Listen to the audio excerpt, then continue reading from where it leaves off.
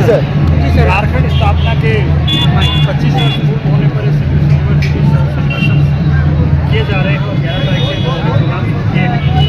आज लोगों ने स्ट्रीट डांस के माध्यम से झारखंड की संस्कृति को परंपरा को दिखाने की कोशिश की है और लोगों में भावना दिखाने की कोशिश की है कि वी हैव टू प्राउड और कल्चर एंड ट्रेडिशंस।